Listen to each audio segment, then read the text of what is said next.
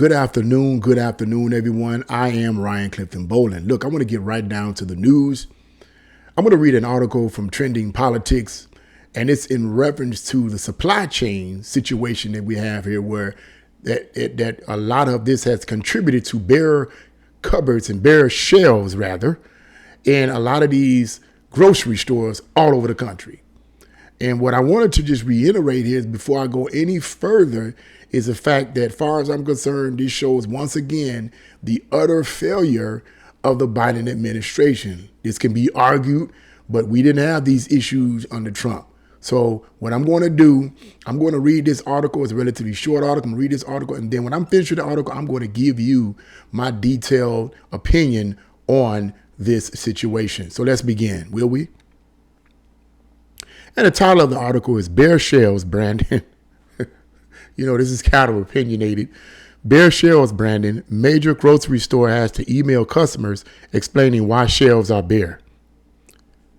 Though Brandon might have claimed that 89% of store shelves in the U.S. were full during this disaster of oppressor, America's businessmen are having to deal with reality rather than words, and the reality is that their shelves are not full.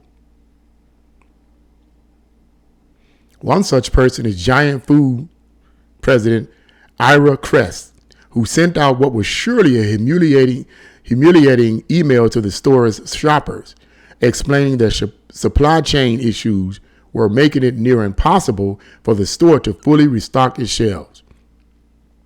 Explaining the issue to customers, he said, as our entire region manages through yet another very challenging period caused by several recent weather events and the ongoing effect of the pandemic, we have experienced significant strain on our supply chain. Please know that we remain 100% committed to serving you and in providing you the absolute best shopping experience in the market. Consumers online backed up the president's words with images, sharing pictures of the chain's empty shelves in Twitter posts that went viral. And if you have a Twitter account, you can go to that and take a look at it. But it's pretty bad. This one lady tweeted, in 7th Street in D.C. is all out of eggs, and my breakfast for dinner plans are derailed. And they're showing this. It's terrible. It looks like a third world country. This is from January 11th. But it looks like a third world country. You ain't going to be able to see this, though. But it's terrible. Another tweet says, my mom sent me this picture of the Virginia Square Giant Food in Arlington, Virginia. 10 minutes from the White House. 10 minutes from the White House, pal. 8 hours before a snowstorm. People have no food and the grocery stores are empty. This is in America, people. Okay, so let's go on with the rest of the article. Though the letters and posts about empty shelves might be embarrassing, at least this chain is being honest about what's going on. Others are using cardboard cutouts, this is crazy, of food to try to hide their bare shelves, as was exposed in a video. All of this might come of a bit of a shock to Brandon, who, unlike the great food president, has claimed that the supply chain issue is solved. Wow. In fact, about 2 months ago, Brandon declared victory on the supply chain issue. As I reported at the time, Brandon declared that the supply chain is in, quote, very strong shape as America heads into the Christmas season. It's unbelievable how these politicians, what is going on? Why aren't people paying attention? But I'm going to talk about that later. This is amazing. It's amazing.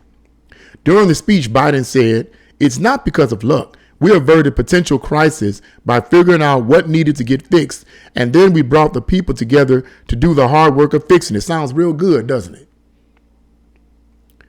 He then dismissed claims of empty shelves in stores around the nation, boldly declaring that for the vast majority of the country, that's not what's happening, and that because of the actions of the administration has taken in partnership with business and labor, retailers and grocery stores, freight movers and railroads, those shelves are going to be stocked.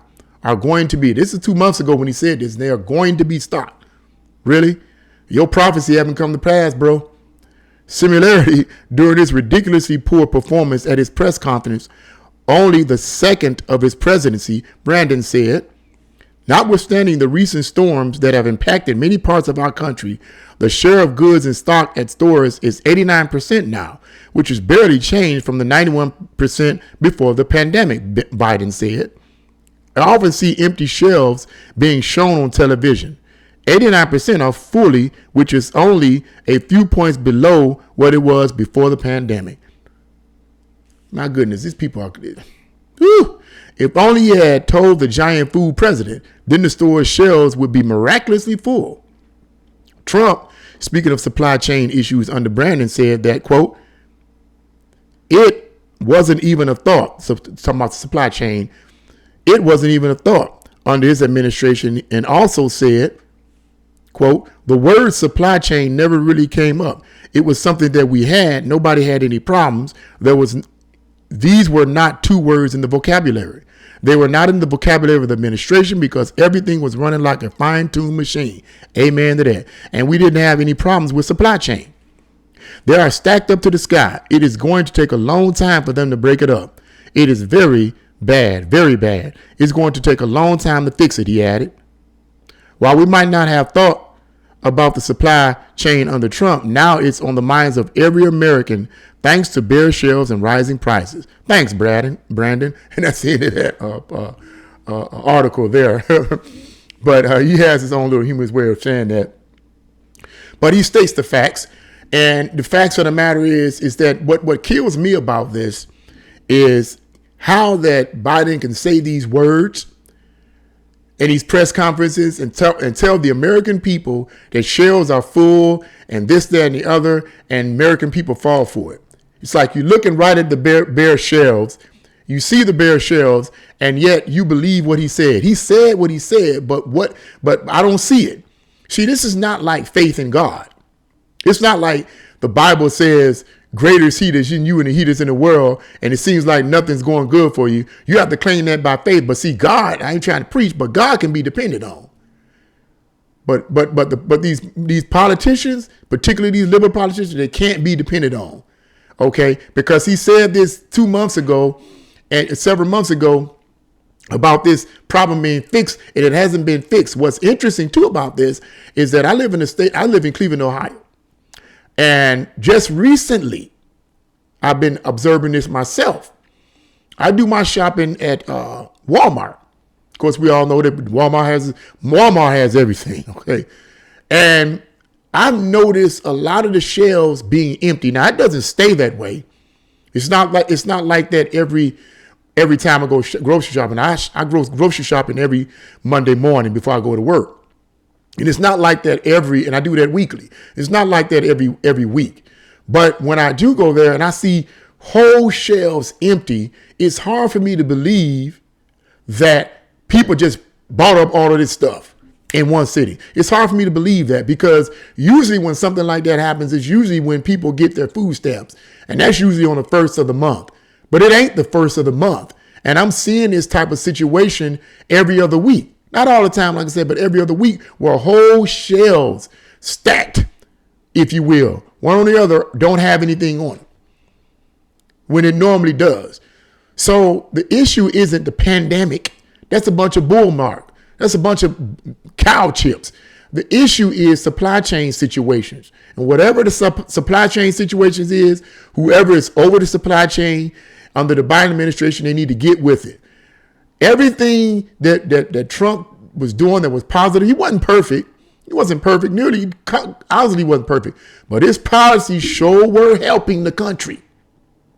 And every single person on the left, they know that. Every single person that was on the left, they know that. The only thing that they were angry about when it came to Trump was, oh, he's a racist.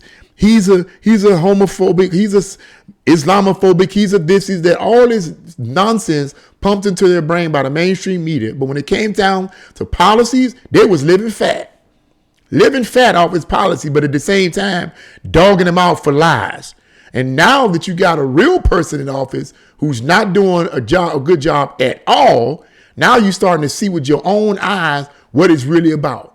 Policies. Policies, policies, policies, policies, policies, policies. I'm going to keep saying that until people get it. You get what you vote for. You get what you vote for. And this is one of the issues here. But I talk about this because it can be changed. Things can change. The power is in we have the power. I've said it before. We have the power. Those of us that vote, we have the power. Our votes do count. So it's left totally up to us. When it comes down to voting, I believe it now, and I still believe it. When it comes down to voting, hey, I want to know what your policies are. What are your policies about crime? What are your policies about taxes and high taxes? What are your policies about all these handout programs and so forth? What are your policies? You know, I want to know your policies, because your policies is what's going to determine the course of the country, not your personality.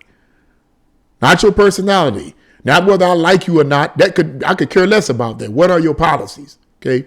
And so that's what we're seeing here going on in our country. But as I said before, it can be changed.